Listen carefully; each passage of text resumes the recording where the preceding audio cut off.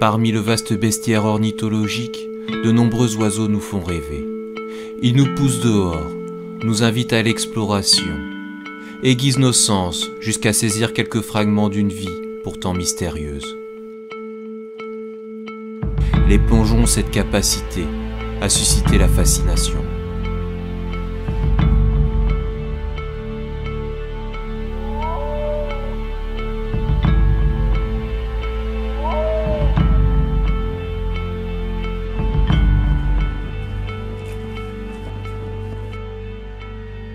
La famille des Gaviidae compte 5 espèces dans le monde, dont 3 sont observables en France. Gavia stellata, où le plongeon catmarin est la plus modeste en termes de poids et de taille. Gavia hymer, au nom vernaculaire de plongeon imbrun, est quant à lui le plus imposant. Enfin, Gavia arctica, son nom évocateur de plongeon arctique, est à la hauteur de son élégance.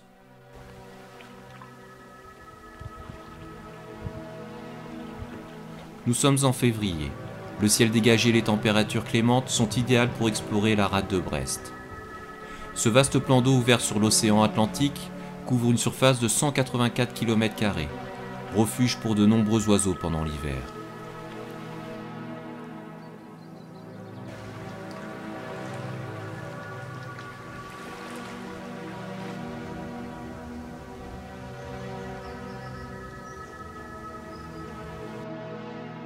Au bout d'une heure de recherche, ils apparaissent enfin, 3 plongeons.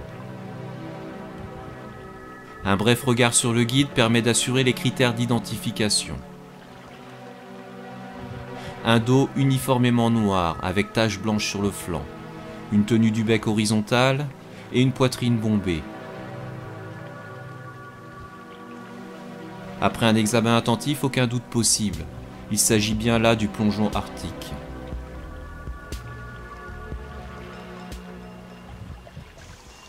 Le plongeon arctique est un migrateur qui investit les côtes et estuaires de France d'octobre à fin avril. Les reprises d'oiseaux baguets indiquent qu'ils descendent d'Écosse ou du Danemark. Mais sa distribution est bien plus large et s'étend sur l'ensemble de l'hémisphère nord.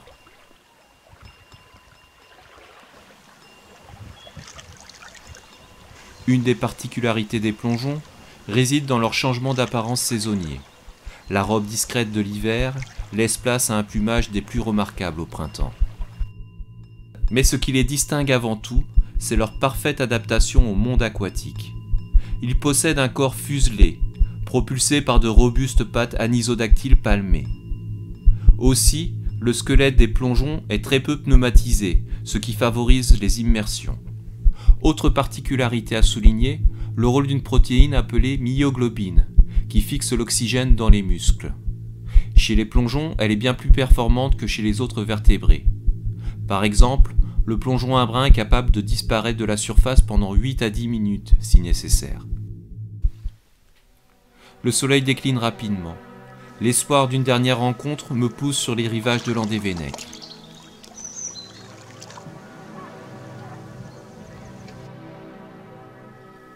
La patience finit par payer. Un plongeon s'approche, tangente le bord, le temps s'arrête.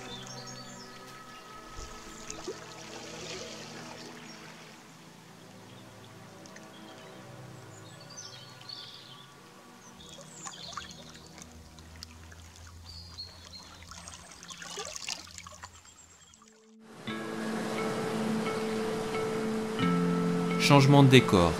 Sur la côte nord du Finistère, le plongeon imbrun semble impassible face aux grandes marées qui tourmentent les eaux.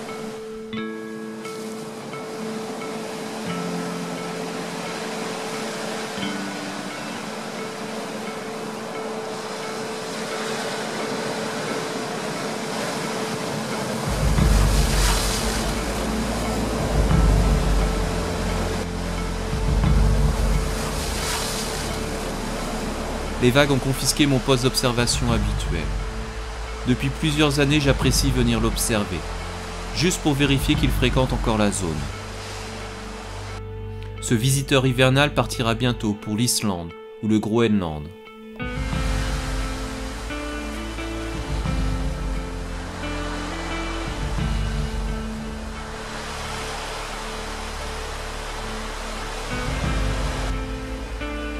En hiver, l'identification du plongeon imbrun est délicate, car son plumage se différencie peu de celui du plongeon arctique. Son dos est uniformément sombre, sans taches blanches sur le flanc. Il possède un front abrupt et une calotte plate. Sur son cou, un demi-collier est surplombé par une entaille blanche.